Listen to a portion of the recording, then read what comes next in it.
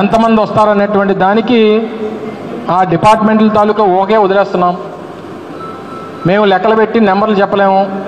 మరి గతంలో చంద్రబాబు నాయుడు గారు ఏమన్నా ఎంతమంది వస్తారు ఏమైనా పేర్లు రాసి ఇచ్చేవారేమో మాకు తెలియదు. కానీ జగన్మోహన్ రెడ్డి గారు లాంటి ప్రజానాయకుడు, పోరాట యోధులు లాంటి వ్యక్తిత్వం ఉన్నటువంటి వ్యక్తి జగన్మోహన్ రెడ్డి గారు. అటువంటి నాయకుడు వచ్చినప్పుడు చూడడానికి, కలవడానికి, బాధలు చెప్పడానికి అనేక సమస్యలు ఉన్నాయి. స్టీల్ ప్లాంట్ ఉంది, బల్క్ డ్రగ్ పార్క్ ఉంది, షుగర్ ఫ్యాక్టరీ ఉంది, మెడికల్ కాలేజీలు ఉన్నాయి. ఇలాగ అనేక ఇష్యూస్ ఈ ప్రాంతంలో ఉన్నాయి. చెప్పుకునేదానికి బోల్డ్ ఎంత ఉంది. పర్మిషన్ పెట్టలేదంటుంటే అంటే వాళ్ళు ఏం చెప్పారు, మేము సెక్యూరిటీ ఇవ్వలేము, మేము ఎంతమంది పోలీసులు పెట్టలేము. సరే పెట్టలేమని చెప్పారు కదా, మేము పెట్టుకుంటాం. మరి ప్రజలకి ఇబ్బంది కలగకుండా, ఆయనకి ఇబ్బంది కలగకుండా, మా లీడర్కి ఇబ్బంది కలగకుండా ఆ బాధలే మేము పడతాం. వాలంటీర్షిప్ ఏదో మేము చేసుకుంటాం. మేమే సెక్యూరిటీ వలయంగా మేమే నిలబడతాం. ఎందుకు వస్తుంది? లా అండ్ ఆర్డర్ ఇష్యూ వస్తుంది. గొడవ పెడితే లా అండ్ ఆర్డర్ ఇష్యూ వస్తుంది. గొడవకి ఎవడు వెళ్తున్నాడు? ఇప్పుడు సమస్య మీద వెళ్తున్నాం మేము. ఈ రాష్ట్రంలో తాగుబోతులు, తిరుగుబోతులు, పొగరబోతులు మాట్లాడుతున్నారు ఇవన్నీ. మన former chief minister Andhra Pradesh Shri YS Jaganmohan Reddy గారి ప్రోగ్రాం ఉందని మాకు తెలిసింది. ఇప్పుడు ఫస్ట్ 4th అక్టోబర్ ఒకటి మెసేజ్ వచ్చింది. తర్వాత 6th అక్టోబర్ డీటెయిల్డ్ ప్రోగ్రాం వచ్చింది. దాని ప్రకారం ఆయన 11 o'clock వైజాగ్ ఎయిర్పోర్ట్ చేరిపోతారండి. అక్కడి నుండి మళ్ళీ మాకవాడ పాలెం అనకాపల్లి వెళ్తారండి బై రోడ్. మళ్ళీ అక్కడి నుండి 2:45 బయలుదేరి by road by 4:15 Vizag airport వచ్చి 4:45 వైజాగ్ ఎయిర్పోర్ట్ నుండి బయలుదేరడం. ఇప్పుడు మన అందరికీ తెలుసు, ఆ రోజు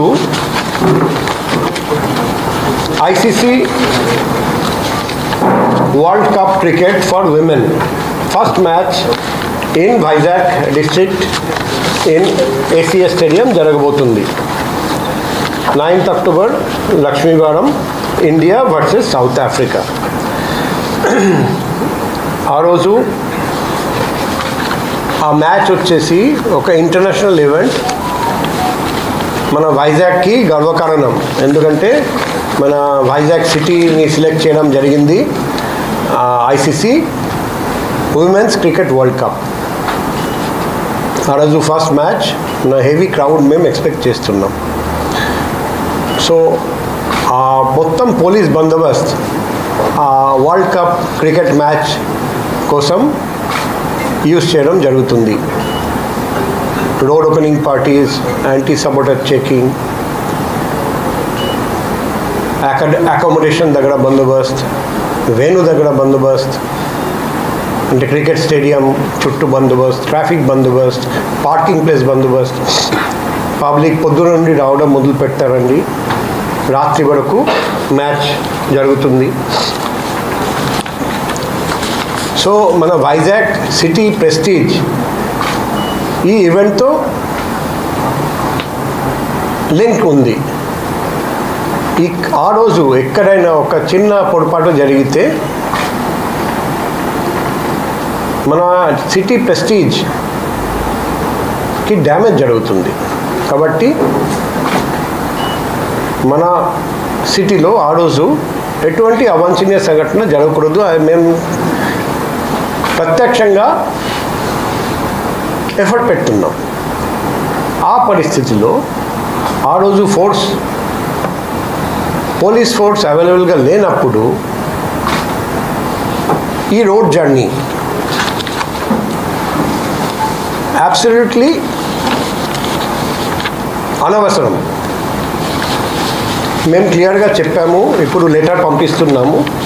ఆ లెటర్లో మేము క్లియర్గా రాస్తున్నాము. ఇది దాదాపు ఈ నేషనల్ హైవే 16 దాదాపు 11 కిలోమీటర్ స్ట్రెచ్ ఉంది. ఎయిర్పోర్ట్ జంక్షన్ నుండి ఈ మడిపల్లెం జంక్షన్ వరకు. ఈ రోడ్లో major junctions airport junction, Sheelanagar junction, BHPV junction, Mindi junction, old Gajuwaka junction, 100 feet road junction, Srinagar తర్వాత శనివాడ జంక్షన్, కుర్మనపాలెం, అగనంపూడి, ఈ మడిపల్లెం. ఈ రూట్ చూస్తే వైటల్ ఇన్స్టాలేషన్స్ ఉన్నాయి, మల్టీ స్పెషాలిటీ హాస్పిటల్స్ ఉన్నాయి, ఎడ్యుకేషన్ ఇన్స్టిట్యూషన్స్ ఉన్నాయి, మేజర్ ఇండస్ట్రీస్ ఉన్నాయి. తర్వాత హెవీ వెహికల్స్, పోర్ట్ వైపు వెళ్తున్న హెవీ వెహికల్స్ కూడా ఇదే రోడ్ యూజ్ చేస్తారండి. ఇప్పుడు మాకు తెలుస్తుంది వేల మంది మొబిలైజ్ చేయడం జరుగుతుంది. వాళ్ళు అందరూ ఎయిర్పోర్ట్ దగ్గరికి వచ్చి ఫార్మర్ చీఫ్ మినిస్టర్ గారిని రిసీవ్ చేసుకోవడం, రీడ్ చేయడం కోసం వస్తున్నారండి. అదే మాదిరిగా ఈ డిఫరెంట్ జంక్షన్స్లో వేల మంది వచ్చి గ్యాదర్ అవుతారండి. దాదాపు 100 నుండి 150 వరకు 4 వీలర్స్ అండ్ 500 కంటే ఎక్కువ 2 వీలర్స్ కూడా ఫార్మర్ చీఫ్ మినిస్టర్ గారి కాన్వాయ్ అకంపెనీ చేస్తారట. మనం అందరికీ తెలుసు హైవే ట్రాఫిక్ కాల్కటా నుండి కన్యాకుమారి వరకు ఈ రూట్ యూజ్ చేస్తారండి. అప్పుడు నేషనల్ హైవే బ్లాక్ అయిపోతుంది. అంబులెన్స్, ఎసెన్షియల్ సర్వీసెస్ బ్లాక్ అయిపోతాయి. పబ్లిక్ అందరూ ఇబ్బంది ఫేస్ చేస్తారు. వేరే రూట్ లేదు ఈ అన్ని హెవీ వెహికల్స్ డైవర్ట్ చేయడానికి. పోర్ట్కి వెళ్తున్న వెహికల్స్, హెవీ ఇండస్ట్రీస్కి వెళ్తున్న వెహికల్స్ డైవర్ట్ చేయడానికి వేరే రూట్ లేదు.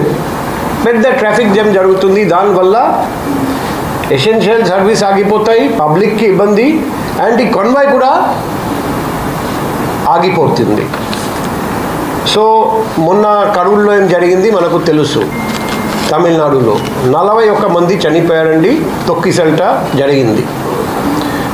ఎందుకు జరిగింది అది కూడా చూస్తే ఒక ముఖ్యమైన కారణం వచ్చేసి అక్కడ కెపాసిటీ తక్కువ కానీ ఎక్కువ మందిని రప్పించడం జరిగింది. దానివల్ల ఈ యాక్సిడెంట్ జరిగి అమూల్యమైన ప్రాణాలు 41 మంది చనిపోయారండి. ఇక్కడ కూడా మన అందరికీ తెలుసు ఈ జంక్షన్స్లో ఎంత స్పేస్ ఉంది. అక్కడ వేల మంది వస్తే అక్కడ తొక్కిసల్ట జరిగితే ఆ బాధ్యత ఎవరు వహిస్తాడు? ఒకవైపు సిటీలో ఒక ఇంటర్నేషనల్ ఈవెంట్ జరిగితే అప్పుడు ఈ రోడ్ జర్నీ మనకు అవసరమా?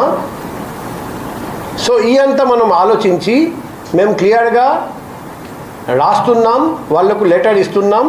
మేము ఈ పర్మిషన్ కేటగిరికలీ డినై చేస్తున్నాం. రోడ్ జర్నీకి పర్మిషన్ వైజాగ్ సిటీ పోలీస్ ఇవ్వడం లేదు.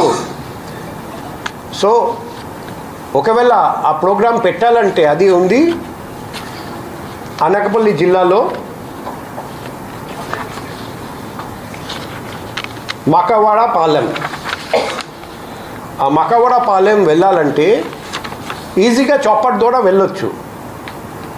అక్కడ దిగడం, ప్రోగ్రామ్ అయిపోయిన తర్వాత అక్కడి నుండి వెళ్ళిపోవడం. ఇంతకుముందు కూడా ఫార్మర్ చీఫ్ మినిస్టర్ ప్రోగ్రామ్ వేరే చోట కూడా జరిగింది. అక్కడ కూడా చౌపట్ ద్వారా రావడం, దిగడం, మళ్ళీ ప్రోగ్రామ్ అయిపోయినాక చౌపట్ ఎక్కి వెళ్ళిపోవడం జరిగింది. రిక్వెస్ట్ కూడా చేశాము, ఇటువంటి రోడ్ ప్రోగ్రామ్ పెట్టకండి. ఇప్పుడు మీ ద్వారా మేము పబ్లిక్కి రిక్వెస్ట్ చేస్తున్నాం, ఆ ప్రోగ్రామ్కి ఎటువంటి పర్మిషన్ లేదు కాబట్టి దయచేసి రాకండి. ఎందుకంటే ఆ అసెంబ్లీ చట్ట విరుద్ధంగా జరుగుతుంది కాబట్టి that becomes un unlawful assembly.